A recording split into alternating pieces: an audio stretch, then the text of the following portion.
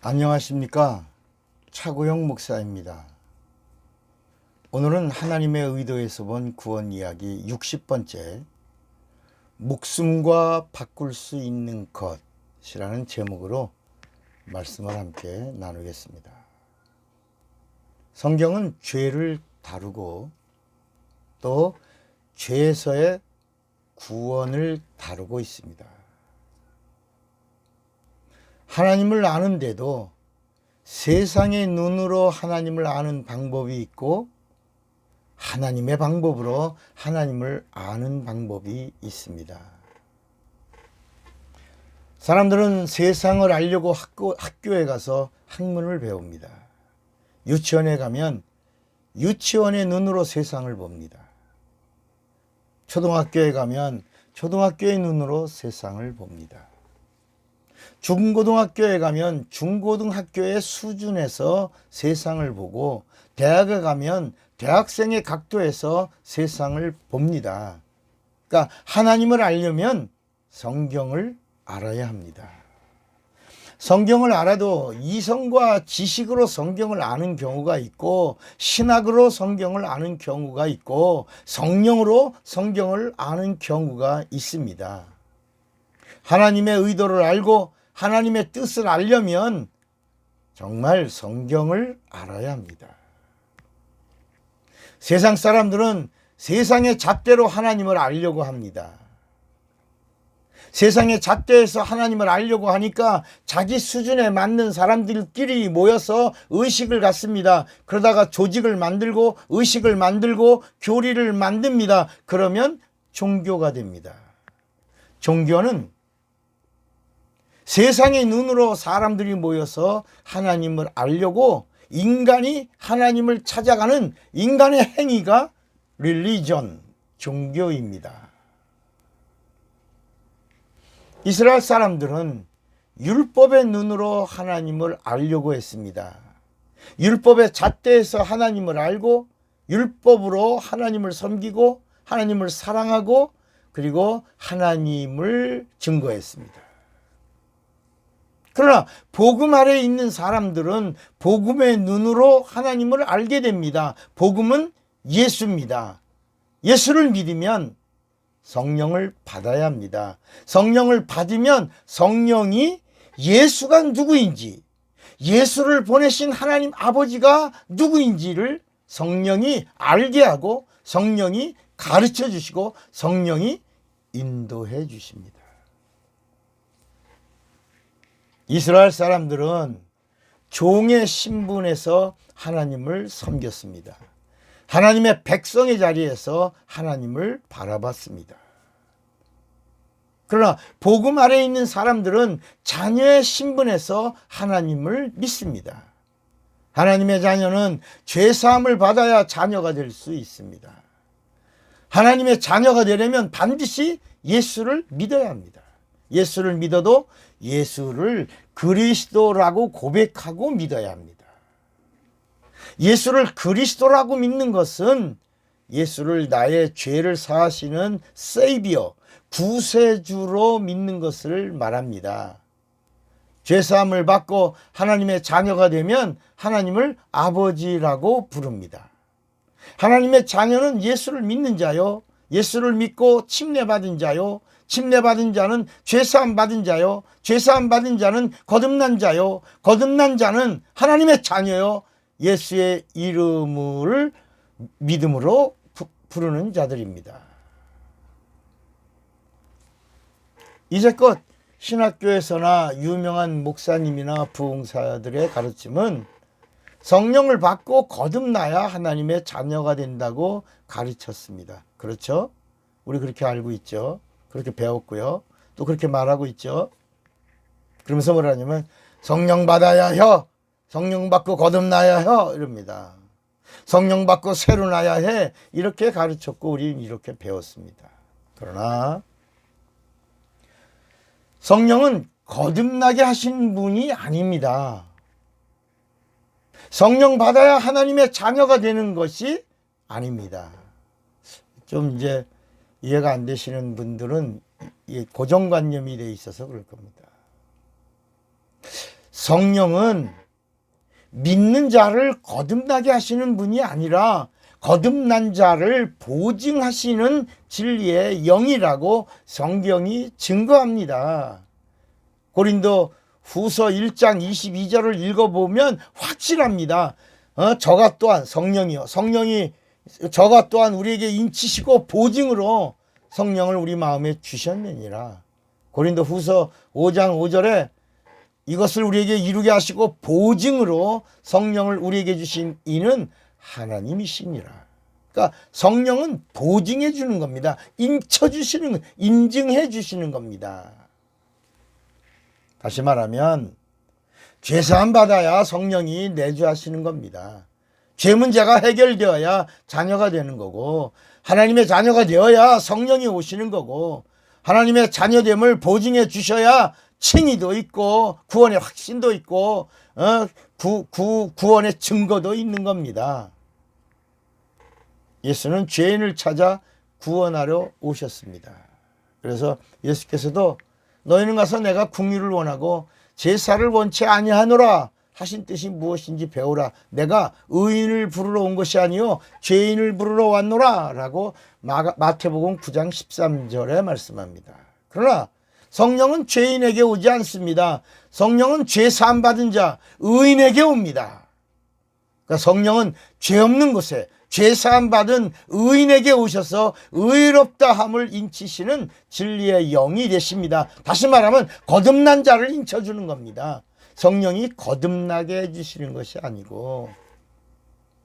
그래서 거듭난 하나님의 자녀는 어떻게 하나님의 자녀가 됩니까? 이게 비밀입니다. 이제까지 감춰졌던 겁니다. 그것이 침례입니다.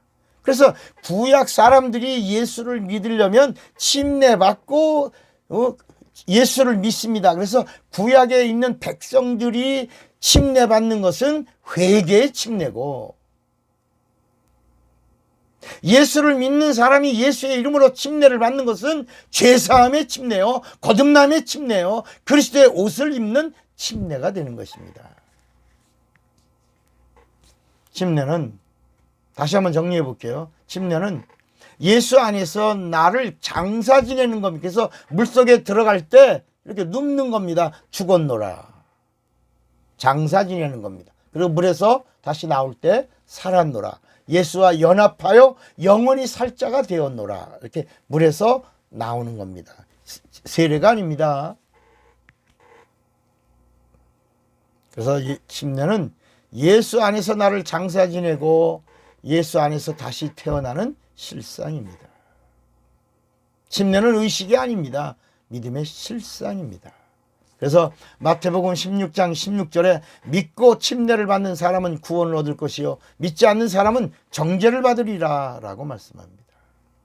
침례는 구원의 표입니다.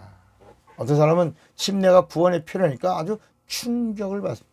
저 목사님들하고 같이, 저는 세례받은 목사였는데 목사님들하고 같이 공부하다가 침례 부분을 공부하게 됐는데 여기 성경을 읽다가 침례가 구원의 표라는 것을 알고 거기 같이 공부한 목사들이 다 세례받은 목사들이었는데 우리 성경대로 침례 받아야 되겠군요. 그래서 가서 간절히 기도하고 예수의 이름으로 침례를 받은 경험이 있습니다.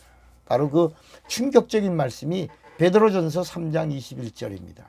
물은 예수 그리스도의 부활하심으로 말미암아 이제 너희를 구원하는 편이 침례라. 구원하는 편이 침례라. 육체의 더러운 것을 제하여 버림이 아니요 오직 선한 양심이 하나님을 찾아가는 것이라. 또 침례가 죄사함의 표입니다. 사도행전 2장 28절에도 베드로가 가르되 너희가 회개하여 각각 예수 그리스도의 이름으로 침례를 받고 죄사함을 얻으라. 그리하면 성령을 선물로 받으리니 그랬습니다. 침례는 또 그리스도의 옷을 입는 표입니다. 갈라디아서 3장 27절에 누구든지 그리스도와 합하여 침례를 받는 자는 그리스도로 옷을 입었느니라. 또 침례는 로마서 6장 4절에 보니까 자녀로 새 생명을 얻는 표입니다. 새 생명의 표입니다. 그러므로 우리가 그의 죽으심과 합하여 침례를 받음으로 그와 함께 장사되었나니 이는 아버지의 영광으로 말미암아 그리스도를 죽은 자 가운데서 살리심과 같이 우리로 또한 새 생명 가운데서 행하게 하려 함이니라 그랬습니다. 또 침례는 생명책에 기록되는 표입니다. 계시록 20장 15절에 누구든지 생명책에 기록되지 못한 자는 불못에 던지우더라 그랬습니다. 하나님의 자녀가 되어야 합법적으로 하나님을 아버지라고 부르게 되는 겁니다. 교회 나와서 하나님을 아버지 부를 수 있죠. 신자가, 예수 믿는 신자가 하나님을 아버지라고 부를 수 있죠. 그러나 합법은 아닙니다. 하나님의 자녀는 누구냐? 성령을 받고 자녀됨의 보증을 얻은 자입니다. 물침례를 받고 거듭난 자의 보증을 얻은 자입니다. 성령 받아서. 그러니까 하나님의 자녀는 성령과 함께하는 자입니다. 성령의 가르침을 받습니다. 성령의 인도를 받습니다. 성령으로 하나님의 일을 합니다. 성령의 보증을 받은 자입니다. 여러분, 교회 일, 주의 일이라고 그러죠. 주의 일도 내 힘으로 하면 힘들고 시험됩니다. 그러나 주의 일은 주님의 힘으로 하는 겁니다. 성령이 주시는 힘으로 하면 힘들지 않습니다. 시험 들지 않습니다. 시험 들지 않으니 실족하지 않습니다. 승리합니다. 상이 있습니다. 영광이 있습니다. 성령과 함께하는 사람은 성령의 가르침으로 하나님을 압니다. 성령은 진리의 영이십니다. 하나님은 진리십니다. 그러므로 진리의 영으로 진리신 하나님을 확실히 알게 됩니다. 그래서 성령 아래에 있는 자를 뭐라고 불러요? 성도라고 부르는 겁니다. 성도가 바로 하나님의 자녀입니다. 그런데 오늘 우리는 교회 나오면 집사 밑에가 성도인 줄 알고 아무개 성도님 하고 부르죠. 아닙니다.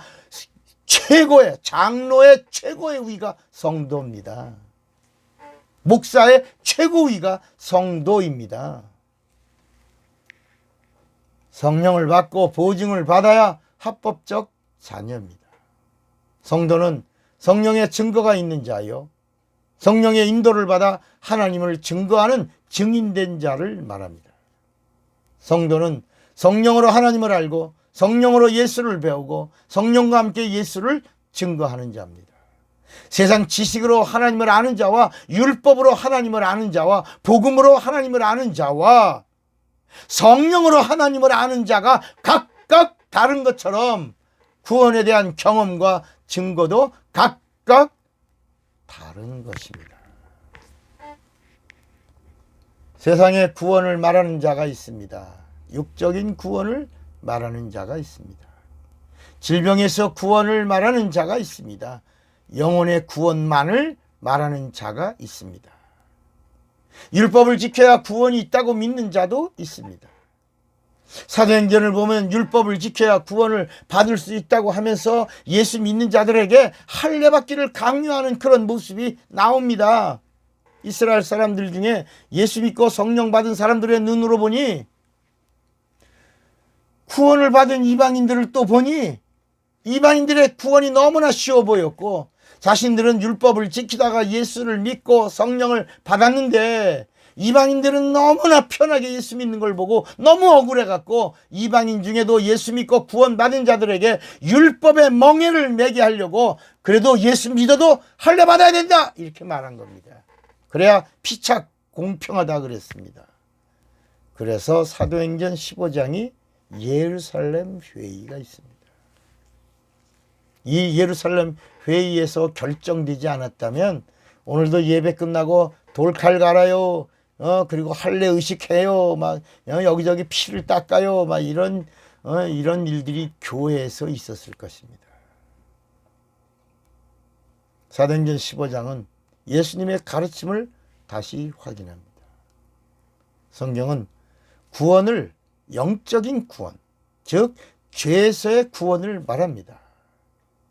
죄에서의 구원을 받으려면 어떻게 해야 할까요? 구원은 하나님의 선물입니다. 구원은 하나님의 것이고 우리 인간이 주장할 것이 아닙니다. 구원은 하나님이 우리에게 주시는 선물이지만 하나님은 하나님 편에서 우리에게 구원과 영생을 주시려고 하나님의 목숨을 다 쏟아내셨습니다. 그것이 물과 피입니다.